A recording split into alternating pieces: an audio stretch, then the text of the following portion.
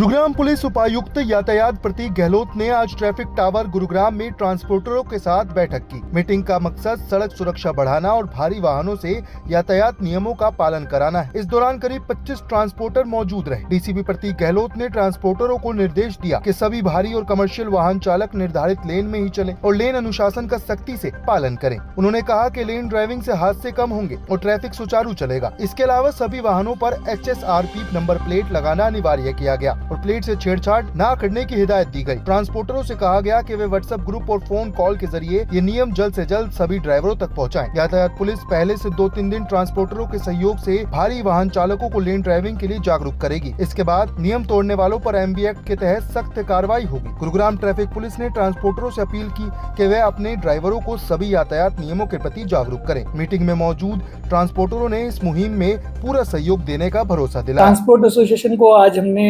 Meeting के लिए बुलाया।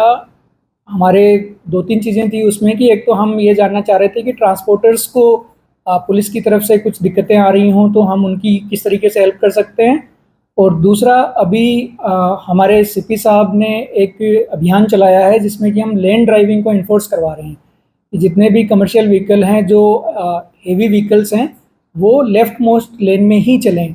तो उस मैसेज को ट्रांसपोर्ट यूनियंस तक पहुंचाने के लिए इन एसोसिएशंस को बुलाया गया था और इनको ये मैसेज दिया गया है कि ये अपने ड्राइवर्स को ये मैसेज आगे दें कि भाई जितने भी जब भी इनकी जो व्हीकल है हेवी व्हीकल्स जो हैं वो रोड पे चल रही हैं तो वो लेफ्ट मोस्ट लेन में चलें।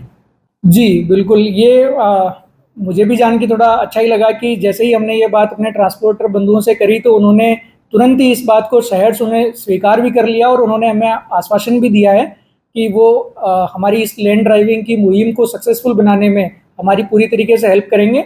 वो इस बारे में अपने पम्पलेट्स भी छपवा रहे हैं ड्राइवर्स को एजुकेट करने के लिए। उन्होंने अलग से मीटिंग भी ड्राइवर्स की रखने के लिए उन्होंने बोला है कि वो ड्राइवर्स को अच्छे से समझाएंगे ये वाली बात।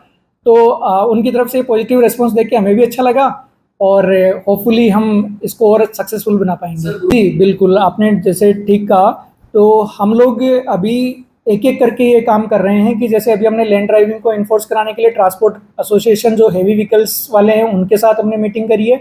अभी आने वाले समय में आप देखेंगे कि हम ऑटो जो यूनियंस हैं उनसे भी हम मीटिंग करेंगे और जो हमारे 3 व्हीलर्स जो ई-रिक्शा चलते हैं उनसे भी हम मीटिंग करेंगे और धीरे धीरे सभी के सहयोग से हम होपफुली जो अपनी ट्रैफिक की समस्या है गुड़गांव की उससे हम निजात पा पाएंगे।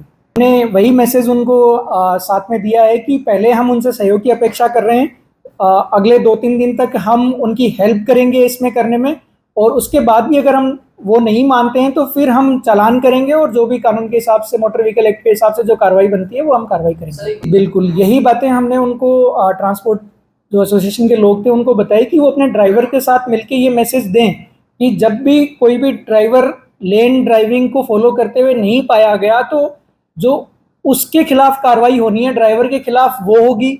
व्हीकल को हम डिटेन भी कर सकते हैं और ड्राइवर के अगर एक से ज़्यादा बार वो पाया गया कि वो लेन ड्राइविंग को फॉलो नहीं कर रहा तो हम DL सस्पेंशन के लिए भी लिख सकते हैं। और यही मैसेजेस हमने ट्रांसपोर्ट एसोसिएशन के जो हमारे साथी यहाँ आए थे उनसे अपेक्षा कर रहे हैं हम कि वो ड्राइवर्स को ये मैसेज हमारा पहुँचाएंगे। जी बिल्कुल, अभी अगर आप थोड़ा सा पिछले 1 महीने के अंतराल को अगर आप देखेंगे तो थोड़ा हम उसको बेटर कर पाए हैं। उसके लिए हमने 2-3 कदम उठाए हैं जिसमें हम क्या कर रहे हैं कि हमारी जो राइडर्स हैं उनको हमने लगातार ड्यूटी लगा रखी है कि कोई भी व्हीकल किसी भी तरीके से अगर ब्रेक डाउन होता है तो उसको हम जल्दी से जल्दी हटा पाएँ।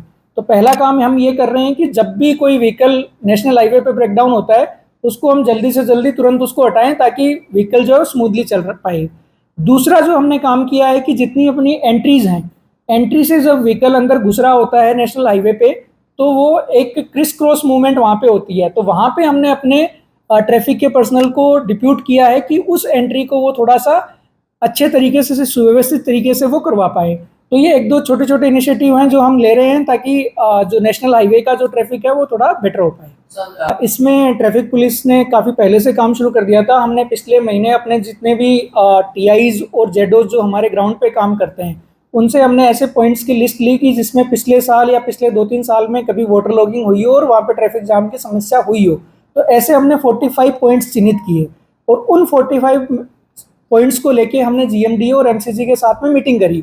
तो उन पॉइंट्स को लेके सारी ही जितनी अपनी एजेंसीज हैं वो सब उन पे काम कर रही हैं, और होपफुली इस बार वाटर लॉगिंग की वजह से उतनी ट्रैफिक की समस्या आपको देखने को नहीं मिलेगी जितनी पिछले सालों में देखने को मिली है। जब इमरजेंसी की सिचुएशन आती है तो हम सभी एक ही हो जाते हैं, तो उस समय पे हम ये नहीं देखते हैं कि कौन सी एजेंसी का काम है और कौन किसको करना चाहिए। उस टाइम पे तो हम सभी मिलकर साथ में काम करते हैं। बट हाँ, बाकी सभी एजेंसीज का यहाँ पे GMDA, MCG, traffic police, Gurgaon police, सभी का हमारा बहुत ही अच्छा कोऑर्डिनेशन है और हम सब मिलजुल के काम कर रहे हैं।